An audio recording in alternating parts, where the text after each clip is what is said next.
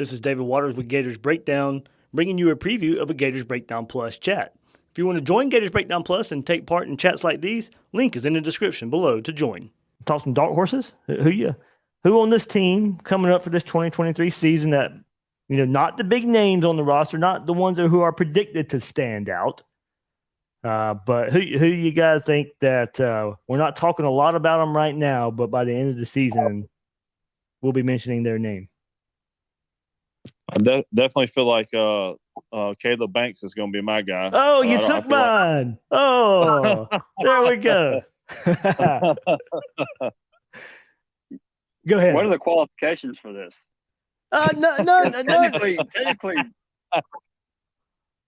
Technically, Mertz could be a candidate because nobody's expecting him to be anything more than a game manager. But if he becomes a game-winning quarterback, and exceeds expectations, well, then he becomes that dark horse, Because right now he's not expected to. No, I think be that well. I mean, I think you could throw him in there for sure. Yeah, because he's not. We're expecting a 6-win to 6 to 8 win season, and he hasn't. Just from everyone talk, he is definitely not expected to go and light it up. So, if he were to, then I would say that would be he'd be a candidate. For sure. I'm excited to see Devin Moore and maybe Kamari too. Yeah. Yeah. So I think by the end of the season, we are going to have to look at safety, and we're going to need to talk about somebody positive in that light. For what we've seen back there recently from that group. Mainly Dean, mainly Torrance. Yeah, I think by the end of the season, if we're going to look at Florida having somewhat of a successful season, we're going to have to look on that back end and those guys. Somebody back there standing out. And maybe it's Kamari, maybe it's Miguel, maybe it's Moten coming over from Michigan. But I do agree. For a successful season for Florida, we're going to have to look back there and point at somebody there having some success, and definitely more than what we've seen, the last few years. And specifically some interceptions. Yeah. Hard hits, we used to have some hard hitting safeties too, it was, if you made it past the linebackers, usually when our safety play's been good, our linebackers have been good as well. But if you made it back there, or, maybe some of those guys just being up in the box, remember, Marcel Harris back in the day, it would almost be another linebacker at times for Florida. I want somebody versatile like that. I want somebody who's kind of feared. If you get past the linebackers, you're not getting past him, or he's just he can play up in the box and be a force and just be another number in the box that Florida's limiting yards because of who they have at safety, and they can play him all over the field. Who are we pre-fall projecting to start at safeties? Kamari and Mitchell. I don't know, man. I don't know if you go get Moten with all his experience at Michigan and say he's behind those two. Especially, yeah, that's true. Those guys only being second-year players and him having the experience. And I know he lost his job at Michigan and all that. And I ain't gonna say he was not some terrible player. He was definitely better than what Florida has had the last couple of years and what we've seen. And so maybe a change of scenery will maybe unlock another level for him to where he's a more consistent player. I guess I would say, not giving up so many big plays that he gave up at Michigan. But I do think probably a combination. I'll go him and Mitchell for now, and weirdly say Wilson maybe the odd man out to begin with. But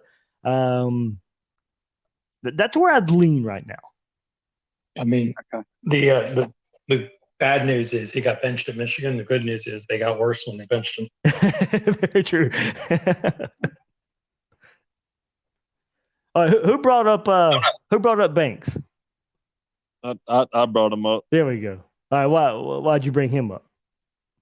Well, I just I watched a lot of the spring game and stuff, and I felt like I know I didn't see much more, but just like clips of stuff, on Twitter and stuff. He just looks like, I think that was just a diamond in the rough that Billy and them found, and it's like there's a reason he had those big time offers when we got him, and I think we kind of slid in there and stole a really good one. I feel like him and Jackson are gonna team up, and they're gonna be hard to move. That's where I go with it. I think you pair him with Jackson is someone going to help him. And look, they knew, like, as you said, they knew he was athletic. From everything I've heard and even asking around, like he even surprised with just how athletic he was. Like they knew it. That's one reason they wanted him. They knew he was going to be athletic. They knew he can move, but even more impressive in person and what he did throughout the spring. And look, in the spring game too, he really showed you. Look, we're not looking for stat monsters here for somebody like a Caleb Banks, to come along here. But 2 tackles, he had a sack and a tackle for loss in the spring game. But yeah, that is somebody who he's going to transfer in. Did not have a lot of snaps at Louisville, of course. And probably rightfully so overlooked. We shouldn't be hyping somebody who hasn't really done it. But I think if we're looking for a dark horse and a guy that we're out and the depth at on the defensive line this year, I do think Florida's deeper there with these 2 transfers, McClellan there as well, Boone. I just think Florida's got some nice pieces up front, and I think he's going to be one we are talking about at the end of the year. Yeah, I mean, I'd say he's probably our best tackle right now, wouldn't you? I mean, interior lineman, I would think so. Him or I really like McClellan from last year. And Watson. Yeah, Chris McClellan. Watson, we still don't know. I mean, I feel bad he can bring his name up just now, but yeah, I mean, I think Watson's still going to be a big time contributor. Yeah, I hope so. We need them all to contribute. Maybe they'll rotate them in. Yeah, that'd be a good thing. These guys can rotate. No, that's going to be the most important part. And and not just rotate because the guy on the field's dog tired, but you can rotate because you feel good about the guy coming in as well. I mean, the picture of them at Friday Night Lights said it all. We didn't have these body types last year. No, we didn't. I mean, what? Who was it? Was it Dexter? We had Dexter and Watson and McClellan. Yeah, but somebody retweeted it and said, "How are you talking about? Yeah. How are these recruits bigger than me?" Yeah, Zach Carter. I think he was retweeted. Yeah. That's right. And Zach Carter is a huge human being. Yeah, that was funny. But heck, we've all, besides the merch talk just a second ago, we all went defense. Anybody on offense? I mean, look, I think the guy last year that fits this category would be Austin Barber, right? I mean, we did not see the need for him right away, and we did not see him. I'd say ED last year, yeah. Yeah, it's ETN for sure, as well as a skill player, true freshman. I don't know, and this isn't a shot at anybody that came in this class here. I don't know if I see anybody duplicating that. And that's just how special he was. That's not a shot at anybody Florida just brought in. And I know we're looking at those receivers to step up, and I think they certainly fit in this dark horse category. Maybe not dark horse because we're all looking for them to, but look, they haven't proven anything yet. So yes, they still fit in this dark horse category. But yeah, we didn't see Trevor Etienne doing that because it was supposed to be Naquan Wright, Montrell Johnson, and Lorenzo Lingard. And that first depth chart comes out versus Utah, and it's Trevor Etienne who's third on the depth chart, not Lorenzo Lingard. We're all surprised because we had heard all spring that Lorenzo Lingard was doing good, maybe even fall camp that he was doing some things, but it was Trevor Etienne who was on third on the depth chart, and right away in game 1 versus Utah, we could see why. I mean, my guy on offense is Marcus Burke. If he dang, if we're to believe what we hear. Yeah, if we're to believe what we hear, I mean, he's buying into the program. Yeah. It should be a big turnaround year 1 to year 2. Yeah, I think Burke is definitely mine as well. Hey, that was a 2 I went with Banks on defense and Burke on offense. And as you said, and we got a glimpse of it in the spring game. If we get anything like that, more than half of the season from Burke, I'll sit here and say, yep, he had a nice year. And as you said, Oche, it's like maybe being even more bought in to what I think he had an adjustment from high school to college and needed to figure some things out. And I have also heard that he's on a mission. He's taking it serious. And look, not every guy's ready right away, unfortunately. But sometimes, especially for him, you're going into your 3rd season. It's a wake up call. It's probably now or nothing for him at the big level of college football. And Marcus Burke certainly somebody I'll be looking out for as well. We talked about the receivers earlier and only recruiting one type, but he's a pack. He's fast enough and he's big bodied enough where I think he can be a mismatch at times for this offense. So yeah, he's somebody I'm looking for as well. Yeah, my guy on offense is going to be Caleb Douglas, and I just feel like if he can start holding on to the ball, he's really explosive. Yeah.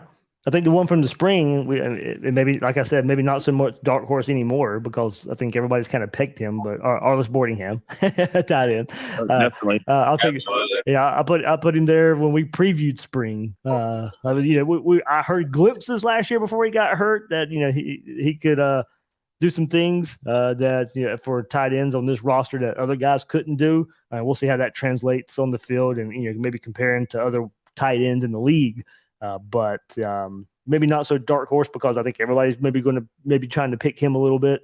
But certainly just because of lack of production and lack of a chance to produce last year, we certainly could throw him in that category as well. But I think he'd probably be one of the runaway favorites. But I think if we're going to speak true dark horse like we are right now, and the guys that we've mentioned so far, I think are up there. Well, given Napier's history of using, sorry, go ahead. No, go ahead. You're good. Well, I would say, given Napier's history of how he uses the tight end, I would say any tight end having successful is a dark horse because he I mean, even back in Louisiana, he didn't really use the tight end that much as I thought that he would. Given his style of offense, it seems like it'd be and maybe he just hasn't had the type player he really wants at that position. Yeah. So barring I imagine it's a catastrophe if it happens. But Cam Carroll has to have a role in this offense, dude. He is a stud. And you saw just him running over everybody in the spring game alone. I mean, I think, obviously he's third in line and rightfully so. But there's got to be something we can use this cat for. Yeah, my two were Jadon Hill and Cam Carroll. I think they'll both have a good year this year. I like the Cam Carroll pick. I really do. Especially given as much as we think Florida's going to need to run the ball this year and rely on running the ball this year. I like, we can make too much of spring games at times. I know that. But what he showed there and what we've heard in some of the scrimmages as well. He's somebody I'd certainly put on that list.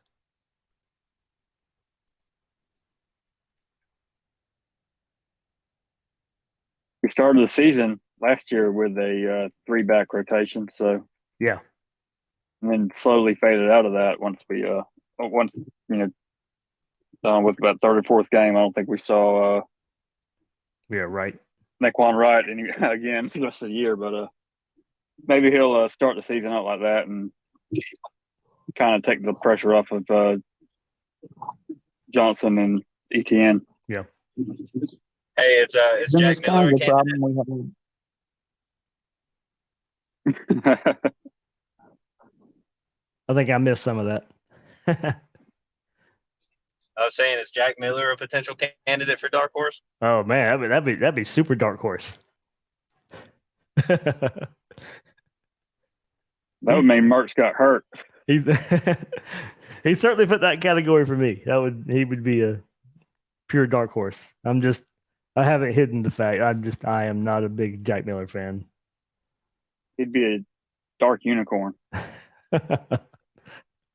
I'll take it. I hope if he gets the chance, I hope he proves me wrong. My question is, who's going to be kick returner? We didn't have a single positive kick return last year. How did we fix that? I think we saw it toward the end of the year. ETN was back there, and I like what I saw from him. So I know, and I kind of goes to a point I was saying earlier with Hawkins when he comes in as a true freshman, and I know that's next year. But at the same time, there's not a ton of kickoff returns. So I think it's probably worth the risk of putting ETN back there after what I saw from him toward the end of the year as a kickoff returner. So I'm fine. I'm fine with putting him back there. Honestly, that's who I'd put back there. And I believe he was he in the spring game doing it? I'm trying to remember. I think he was. Yeah, I think he ETN caught a kick couple, return didn't and return though. Here's Yeah. all Pierce all punt returner, right?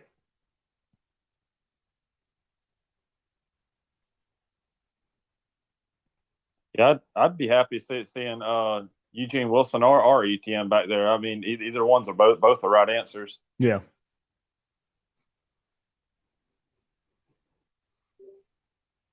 I would just be happy with someone who can field the ball, doesn't field the ball within the 10-yard line, doesn't fumble the ball. Our special teams were a disaster last year. Yeah, we had that with Henderson. It was boring watching him. Yeah, right. It was. We may just need to be deeper there, because you were stuck putting Jason Marshall back there versus Vanderbilt, and we know we haven't really seen him do it. And that was Henderson didn't play that game, right? And Marshall's back there, and unfortunately gives Vandy an easy score. So yeah, I mean, maybe even develop even more options there just in case the worst happens. Crazy to me that coaches don't recruit for that position. I mean, Brandon James won us games, like straight up won us games. Very true. I mean, we don't recruit to it. 08 Tennessee game, and it always comes to mind. Yeah, but that was back before they changed the kickoff rules, wasn't it? Oh yeah, for sure. Yeah. So I mean, it's different. But still, punt returner is still. Yeah, punt returner. Yeah, that's the and Brandon James made his living there too. So absolutely. I will say that though, if they're going to throw like a bubble screen to like a big receiver, I like Marcus Burke in that role. If they're going to throw it to a big receiver like Xavier Henderson, Marcus Burke's got a little more wiggle than Xavier Henderson has. Yeah, for sure. I mean, if especially with the way Florida's offense is going to be, and teams are going to stack the box, and look, if it's 2nd and 3, and Florida's going to need some better blocking out there on the perimeter as well. That was it wasn't just Henderson. There was a huge issue at blocking last year at receiver.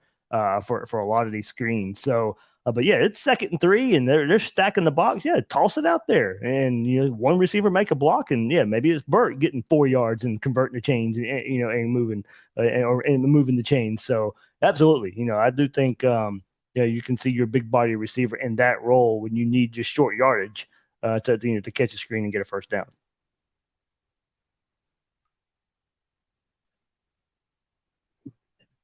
Nobody said Kelby Collins. Just thought that was interesting.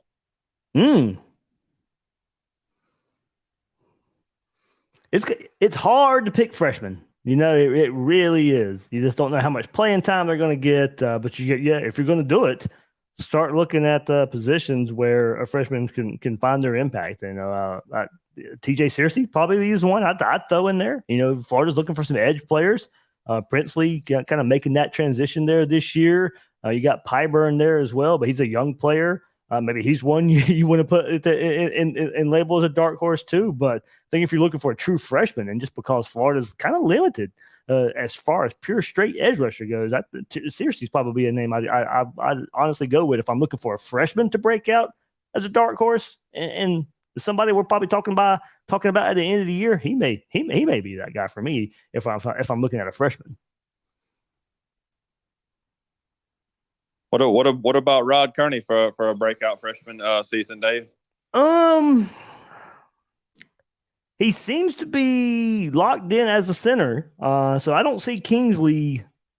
Kingsley's got to play better than he did last year. Don't get me wrong, but I think he probably keeps his head above Kearney enough where Kearney's not thrust into the center spot. So now could an injury happen at guard or whatever, and they're forced to put him in there at some point, maybe, and maybe that's how he breaks out and becomes that dark horse. But we have seen him in that center role in the spring game. We saw some highlights of him either on Instagram or Twitter of him training at the center spot and trying to work on that. Because look, I mean, it wasn't going to be an overnight success with him as a center. He didn't play it in high school. That was not necessarily his spot, and they've moved him in there in spring. So that was the first time we got to see it. It was first time under the lights in that role. As long as he trains at it there, I wouldn't because Kingsley's there. He'd probably be one I'd be unless Kingsley gets hurt or something, or he finds another spot at guard because of the injuries there, they have to reshuffle the line. probably wouldn't see him based off of spring. Probably Najee Harris if we're going to look at a freshman offensive lineman and what he was able to do once. Mazuka. Once Mazuka got injured and Najee Harris started getting more playing time, he was getting rave reviews there. And look, I know the offensive line didn't have the best performance in the spring game when all the eyeballs were on them, but he was somebody from multiple people that I heard that was really, really standing out as a true freshman. Am I allowed to call the new DC the MVP? Oh, go ahead for sure. I think we're all excited to see Armstrong and maybe his potential to turn this defense around. I'm okay with being aggressive and maybe getting beat at that point. If you're laid back and just not attacking and get beat, I can't stand that. It's like death by 1,000 cuts. But if you're aggressive and you're bringing it and you're trying to create havoc and it just happens, that kind of seemed to be his MO at Southern Miss. And, of course, basically a talent disadvantage there. I think he was probably at times trying to create something to make something happen. I don't think he'll have to do that as much at Florida with the athletes that he can play with. But I do think that is going to be his mindset. We saw it in the spring game a bit. I was glad Napier didn't call him off.